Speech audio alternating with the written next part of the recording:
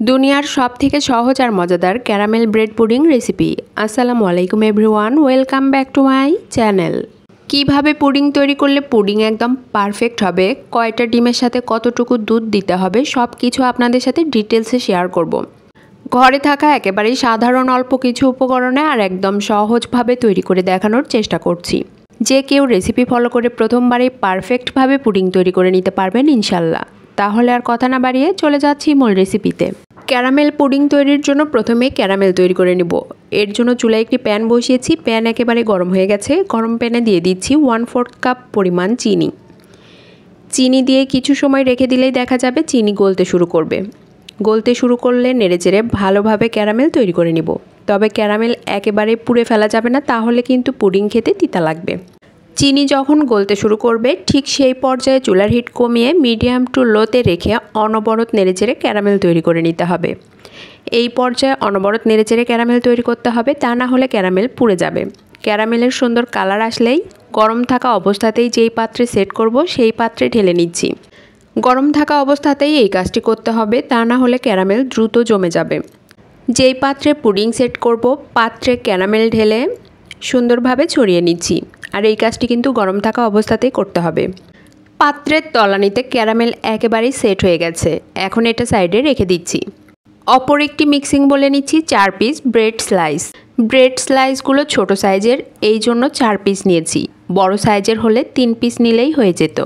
এবার এগুলো ছোট ছোট পিস করে বলে নিয়ে নিচ্ছি। এখন এর সাথে অ্যাড করছি 1.5 কাপ পরিমাণ তরল দুধ। এই তরল দুধ কোনো রকম জাল করে ঘন করে নিইনি, শুধুমাত্র ফুটিয়ে নর্মাল তাপমাত্রার করে নিয়েছি। তরল দুধ অ্যাড করার সময় অবশ্যই নর্মাল তাপমাত্রার করে নিতে হবে। আপনারা যদি শুধুমাত্র তরল দুধ দিয়ে করতে চান তাহলে 3 কাপ পরিমাণ তরল দুধ জ্বালিয়ে 1.5 কাপ করে নিতে হবে। এখন অ্যাড করছি 1/4 কাপ পরিমাণ গুঁড়া দুধ, 1/4 কাপ পরিমাণ চিনি। আপনারা আপনাদের টেস্ট বুঝে চিনির পরিমাণ কমিয়ে বা বাড়িয়ে দিতে পারেন। এবার অ্যাড করছি 2টি ডিম। ডিম অবশ্যই নর্মাল তাপমাত্রার হতে হবে। ফ্রিজে থাকলে 1 ঘন্টা আগে বের করে রাখতে হবে। এখন অ্যাড করছি লেবুর রস।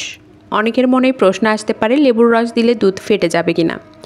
না, দুধ ফেটে যাবে না। নর্মাল তাপমাত্রার দুধ দেওয়া আছে, এর সাথে লেবুর রস দিলে দুধ কোনোভাবেই ফেটে যাবে না।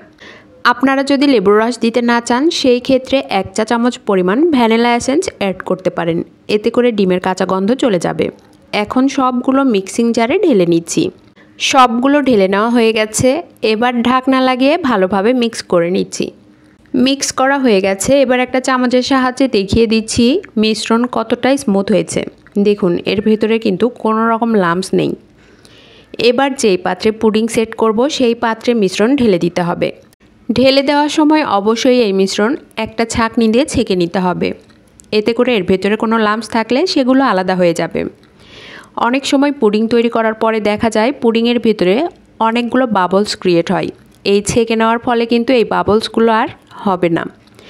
এতে করে পুডিং একদম পারফেক্ট হবে। সবগুলো ছেঁকে নেওয়া হয়ে গেছে। ছেঁকে নেওয়ার পরে দেখুন অনেকটাই কিন্তু লাম্পস বেরিয়েছে। এগুলো আলাদা করে ফেলে দিচ্ছি। পুডিং সেট করার জন্য চুলায় একটি প্যান বসিয়েছি। প্যানের মধ্যে 2টা টিস্যু পেপার দিয়ে দিচ্ছি। আপনারা চাইলে নর্মাল পেপার অথবা কাপড়ের টুকরাও দিতে পারেন। এতে করে ভাপ দেওয়ার সময় পুডিংয়ের পাত্র নড়ে সরে যাবে না। এবার এর মধ্যে দিয়ে দিচ্ছি 2 কাপ পরিমাণ পানি। পানি কিন্তু একেবারে অতিরিক্ত পরিমাণে দেওয়া যাবে না, তাহলে পুডিংয়ের পাত্র বারবার নড়ে যাবে। এবার প্যানে পুডিংয়ের পাত্র বসিয়ে দিলাম। পানি এমন অবস্থায় থাকবে যেন পুডিংয়ের পাত্রের অর্ধেকেরও নিচে থাকে। পুডিংয়ের পাত্র একটা র্যাপিং পেপার দিয়ে মুড়িয়ে নিয়েছি। এতে করে এর ভেতরে কোনোভাবেই পানি প্রবেশ করতে পারবে না। আপনারা চাইলে ভারী কিছু দিয়েও ঢেকে দিতে পারেন। এবার একটা ঢাকনা দিয়ে ঢেকে রান্না করে নেব প্রায় 40 থেকে 50 মিনিট। ঢাকনার ছিদ্রটাও বন্ধ করে দিচ্ছি। এতে করে ভেতরের ভাপ কোনোভাবেই বেরোতে পারবে না। প্রায় 40 থেকে 50 মিনিট পর ঢাকনা সরিয়ে মাশাআল্লাহ, দেখুন কত সুন্দরভাবে হয়েছে। ভেতরে পারফেক্টভাবে হয়েছে কিনা একটা কাঠি দিয়ে চেক করে নিচ্ছি। কাঠি একদম ক্লিন আসছে, তার মানে ভেতরেও একদম পারফেক্টভাবে হয়ে গেছে। পুডিং নামিয়ে নর্মাল তাপমাত্রায় আসলে ফ্রিজের নর্মাল চেম্বারে রেখে দিয়েছিলাম প্রায় 1 ঘন্টার জন্য। 1 ঘন্টা পরে বের করে এনেছি। দেখুন কত সুন্দরভাবে সেট হয়েছে। এখন একটা ছুরির সাহায্যে সাইডগুলো ছাড়িয়ে নিচ্ছি। এরপর মোল্ড আউট করে দেখিয়ে দিচ্ছি পুডিং কতটা পারফেক্ট হয়েছে। এই পুডিং দেখতে যতটা সুন্দর, খেতে তার চেয়েও অনেক বেশি মজার। আপনারা বাসায় অবশ্যই একবারের জন্য হলেও ট্রাই করবেন। আমার রেসিপির কোথাও যদি আপনাদের একটুও ভালো লেগে থাকে অবশ্যই লাইক শেয়ার কমেন্টস করবেন।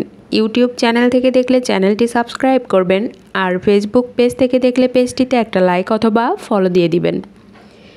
এবার পুডিং কেটে দেখিয়ে দিচ্ছি কতটা সফট হয়েছে আর কতটা পারফেক্ট হয়েছে। আশা করি আমার রেসিপি আপনাদের সকলেরই অনেক ভালো লেগেছে। এতক্ষণ আমার সাথে থাকার জন্য সবাইকে অনেক অনেক ধন্যবাদ।